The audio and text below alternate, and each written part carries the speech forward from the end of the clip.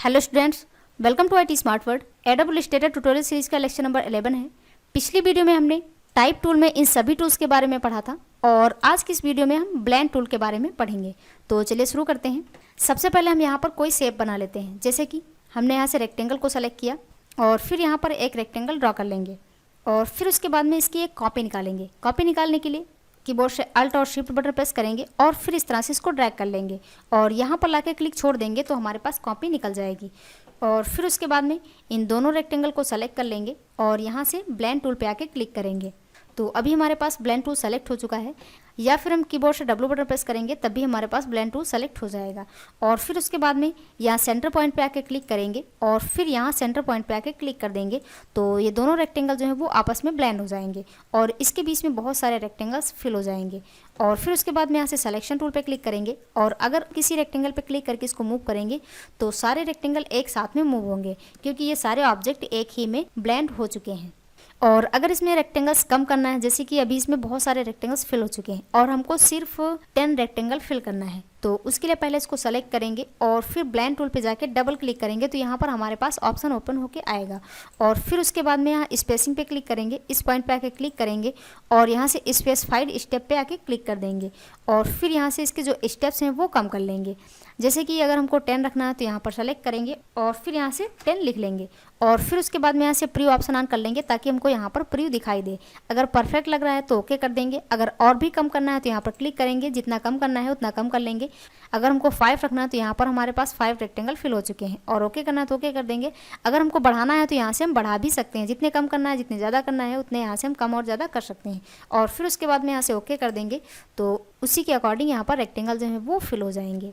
और अगर यहाँ पर हमको कुछ और ब्लेंड करना हो तो उसके लिए यहाँ पर हम कुछ और भी ब्लेंड कर सकते हैं। जैसे कि हमने यहाँ से एक रेक्टेंगल बनाया और फिर उसके बाद में एलिप्स टूल को सेलेक्ट करेंगे और यहाँ पर एक सर्कल बना लेंगे और फिर उसके बाद में यहाँ से पॉलीगॉन को सेलेक्ट करेंगे और फिर यहाँ पर आके क्लिक कर देंगे और पॉलीगॉन में जो साइड्स हैं वो रखेंगे 3 और फिर ओके कर देंगे तो ये हमारे पास ट्रायंगल बन जाएगा। और फिर उसके बाद में सिलेक्शन टूल लेंगे और अब हमको इन तीनों को ब्लेंड करना है। तो तीनों को ब्लेंड करने के लिए सबसे पहले तीनों को सेलेक्ट करेंगे और फिर उसके बाद में ब्लेंड टूल पे आके क्लिक करेंगे और फिर उसके बाद में यहाँ सेंटर पॉइंट पे आके क्लिक करेंगे और फिर सर्कल के सेंटर पॉइंट पे आके क्लिक कर देंगे तो ये दोनों ब्लेंड हो जाएंगे।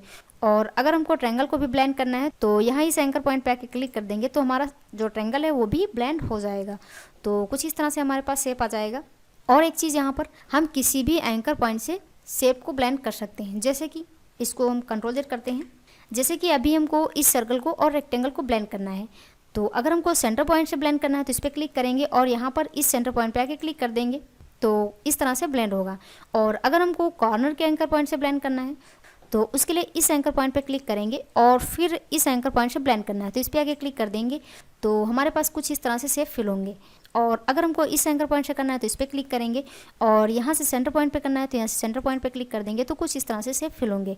तो यहाँ पर हम किसी भी एंकर पॉइंट से इसको ब्लेंड कर सकते हैं और जिस तरह से हम यहाँ से एंकर पॉइंट को सेलेक्ट करेंगे उसी के अकॉर्डिंग हमारा जो शेप है वो भी फिल होगा। जैसे कि हम यहाँ से एलिप्स टूल को सेलेक्ट करेंगे और फिर इस तरह से एक एलिप्स बना लेंगे और फिर उसके बाद में यहाँ से रोटेट टूल को सेलेक्ट करेंगे और इसका जो सेंटर पॉइंट है वो यहाँ पर रखेंगे, इस पर क्लिक कर देंगे तो इसका सेंटर पॉइंट जो है वो यहाँ पर आ जाएगा। और फिर उसके बाद में इस पर क्लिक करेंगे, कीबोर्ड से अल्ट और शिफ्ट बटन प्रेस करेंगे और इसको रोटेट कर लेंगे और फिर उसके बाद में Ctrl D बटन प्रेस करेंगे तो ये हमारे पास कुछ सर्कल फिल हो जाएंगे। एक बार फिर से Ctrl D बटन प्रेस करेंगे और यहाँ पर हम एक एक्स्ट्रा सर्कल फिल कर लेंगे और फिर उसके बाद में सिलेक्शन टूल लेंगे और पूरा सेलेक्ट करेंगे, कीबोर्ड से अल्ट Ctrl और B बटन प्रेस करेंगे तो कुछ इस तरह से हमारे पास शेप फिल हो जाएंगे। और फिर उसके बाद में अगर इसमें शेप कम या ज़्यादा करना है तो उसके लिए ब्लेंड टूल पे जाके डबल क्लिक करेंगे तो ये हमारे पास ऑप्शन ओपन हो जाएगा। अगर यहाँ से नहीं करना है तो उसके लिए ऑब्जेक्ट में जाएंगे और फिर ब्लेंड में जाएंगे और यहाँ से ब्लेंड ऑप्शन पे क्लिक कर देंगे। दोनों ऑप्शन एक ही जैसे हैं, कहीं से भी ओपन कर सकते हैं। यहाँ से प्रीव्यू ऑप्शन ऑन करेंगे और फिर यहाँ पर क्लिक करेंगे, जितने भी स्टेप्स रखना है उतने स्टेप्स यहाँ से रख लेंगे। जैसे कि हमको रखना है 23 और फिर यहाँ से ओके कर देंगे तो जो हमारा शेप है कुछ इस तरह से दिखाई देगा। और अगर इसका कलर चेंज करना है तो उसके लिए डायरेक्ट सिलेक्शन टूल पे क्लिक करेंगे और फिर उसके बाद में यहाँ से स्ट्रोक ऑप्शन ऑन कर लेंगे और इस एंकर पॉइंट को सेलेक्ट करेंगे और यहाँ से जो भी कलर फिल करना है उसको सेलेक्ट कर लेंगे, वो कलर फिल हो जाएगा। और इसी तरह से अगर हमको बहुत सारे कलर फिल करना है तो उसके लिए दूसरा एंकर पॉइंट सेलेक्ट करेंगे और इसमें जो भी कलर फिल करना है उसको फिल कर लेंगे और फिर अगला एंकर पॉइंट जैसे कि इसमें हमने कर लिया रेड कलर और फिर इसको सेलेक्ट करेंगे, इसमें हमने कर लिया ग्रीन और फिर इसको सेलेक्ट करेंगे। तो इस तरह से हम अपने ऑब्जेक्ट को कलरफुल बना सकते हैं। तो अभी ये जो हमारा शेप है कुछ इस तरह से दिखाई दे रहा है। अभी तक तो हम यहाँ पर सिर्फ लाइन को ब्लेंड कर रहे थे और अगर हम फिल को भी ब्लेंड करना चाहते हैं तो फिल को भी ब्लेंड कर सकते हैं। उसके लिए जैसे कि हमने यहाँ से एलिफ टूल को सेलेक्ट किया और फिर यहाँ पर एक सर्कल बना लेंगे और यहाँ से जो भी कलर फिल करना है उसको सेलेक्ट कर लेंगे, वो कलर फिल हो जाएगा और इसका स्ट्रोक जो है वो नन कर देंगे।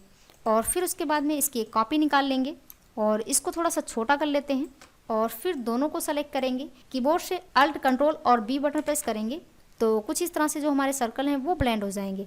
और फिर उसके बाद में अगर इसमें सर्कल कम करना है तो उसके लिए इसको सेलेक्ट करेंगे और फिर ब्लेंड टूल पे जाके डबल क्लिक करेंगे तो यहाँ पर हमारे पास स्टेप्स जो है वो ओपन हो जाएंगे। और फिर यहाँ से प्री ऑप्शन को ऑन करेंगे और फिर यहाँ से जितने भी स्टेप्स रखना है वो यहाँ से कम या ज़्यादा कर लेंगे। जितना भी कम करना है जितना भी ज़्यादा करना है वो यहाँ से सेट कर लेंगे और फिर ओके कर देंगे। तो कुछ इस तरह से हमारे पास शेप जो है वो फिल हो जाएंगे। तो चलिए अभी यहाँ पर हम कुछ और बनाते हैं। जैसे कि हमने यहाँ से स्टार टूल को सेलेक्ट किया और फिर यहाँ पर एक स्टार बना लेंगे इस तरह से और उसके बाद में इसकी एक कॉपी निकालेंगे और इसको छोटा कर लेंगे और फिर दोनों को सेलेक्ट करेंगे। कीबोर्ड से अल्ट कंट्रोल और बी बटन प्रेस करेंगे तो यहाँ पर हमारे पास कुछ स्टार जो है वो फिल हो जाएंगे। और फिर उसके बाद में ऑब्जेक्ट में जाएंगे, ब्लेंड में जाएंगे और ब्लेंड ऑप्शन में जाएंगे और यहाँ से इसमें जो स्टार हैं वो कम कर लेंगे। यहाँ से प्री ऑप्शन ऑन करेंगे और इसमें लगभग 4 स्टार फिल कर लेंगे और फिर यहाँ से ओके कर देंगे। उसके बाद में अब हम चाहते हैं जो हमारे स्टार हैं वो किसी शेप के अंदर फिल हो जाएं। तो उसके लिए यहाँ पर हम शेप ड्रॉ कर लेंगे। जैसे कि हमने यहाँ से स्पाइरल टूल को सेलेक्ट किया और फिर यहाँ पर आके क्लिक कर देंगे। इसके जो सेगमेंट हैं वो ऐड रखेंगे और फिर यहाँ से ओके कर देंगे। तो ये हमारे पास स्पाइरल बन चुका है। और फिर उसके बाद में इसको सेलेक्ट करेंगे और इसका स्ट्रोक जो है वो ऑन कर लेंगे।